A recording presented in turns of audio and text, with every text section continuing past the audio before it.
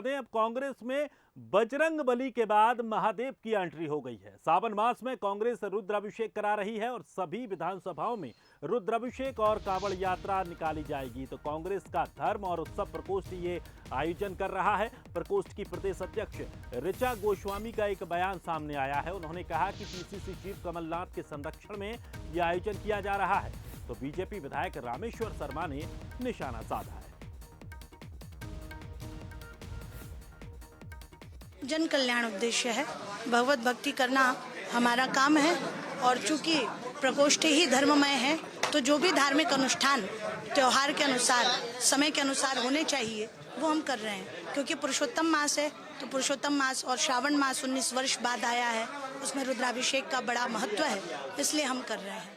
कांग्रेस ढोंगी है, पाखंड है और धर्म को वो राजनीति में इस्तेमाल करना चाहती है, जबकि हम धर्म के आधार पर राजनीति साष्टांग करना चाहते हैं। उस दिशा में कांग्रेस नहीं बढ़ सकती। चाहे तू कावड़ यात्रा निकाल ले, चाहे तू हनुमान चालीसा पढ़ ले, चाहे तू सुंदरकांड पढ़ ले, भगवान सब जानता है कि ये कांग्रेस केवल मारीच का रूप धारण कर रही है, कालनेमी का रूप धारण कर रही है और भगवान कांग्रेस को सबक सिखाएगा और कांग्रेस सबक सीख रही है। किसी का भी सहारा ले ले, कांग्रेस की डूबती हुई नौका को कोई बचा नहीं सकता। और चलिए अधिक जानकारी के लिए हमारे सहयोगी सूरज के पास चलते हैं। सूरज, कांग्रेस के धार्मिक कार्यक्रम चल रहे हैं, बीजेपी लगातार निशाना साध रही है, क्या माहौल है और क्या आने वाले चुनावों में ये मुद्दे देखने को मिलेंगे? देखिए, बिल्कुल 2023 में हमें देखने को कई मुद्दे मिलेंगे। खासतौर से हमने कुछ दिन पहले देखा हनुमान चालीसा सुंदरकांड में किया गया, हनुमान जी को बजरंग बली को लेकर कांग्रेस आगे बढ़ी। प्रियंका गांधी के दौरान गदा वहां पर नजर आए जबलपुर में। और अब सावन का महीना है तो महादेव को प्रसन्न करने के लिए जो पुजारी प्रकोष्ठ है वो जगह जगह रुद्राभिषेक कर रहा है, कावड़ यात्रा निकाल रहा है। तो 2023 में अलग अलग चुनावी रंग देखने को मिलेंगे। लेकिन एक बात तो होता है कि खासतौर से जो बीजेपी के पास जो मुद्दे थे वो कहीं ना कहीं कांग्रेस लपकती हुई नजर आ रही है।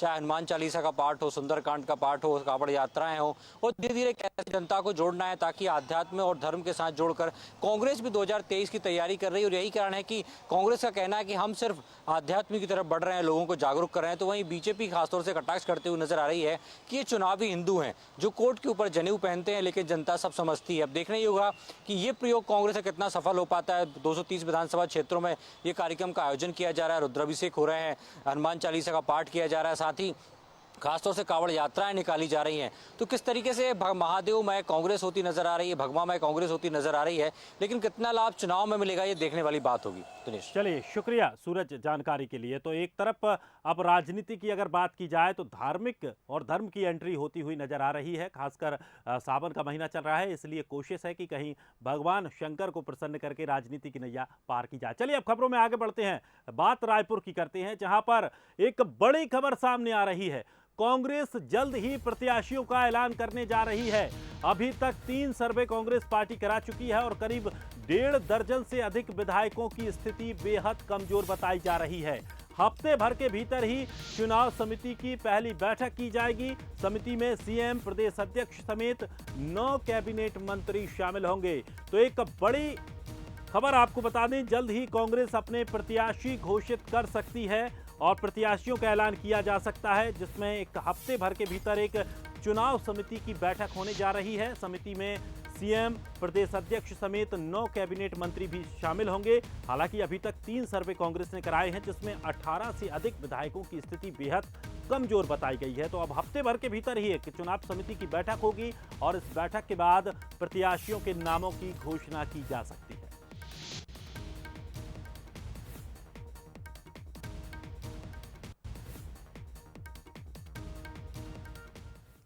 तो वहीं एक और अपडेट आपको बता दें, जहां बीजेपी के पूर्व विधायकों ने राज्यपाल से मुलाकात की है। बस्तर के 5 पूर्व विधायकों ने ये मुलाकात की है, राज्यपाल से सुरक्षा बढ़ाने की मांग की। दरअसल चुनाव के समय सुरक्षा में कटौती पर उन्होंने चिंता जताई है। तो वहीं अब इस पूरे मामले पर मंत्री रविंद्र चौबे का बयान सामने आया है। उन्होंने कहा कि कितनी सुरक्षा किसको और कब चाहिए, इसकी समीक्षा गृह विभाग करता है। गृह विभाग के द्वारा लगातार जनप्रतिनिधियों की सुरक्षा की समीक्षा की जाती है।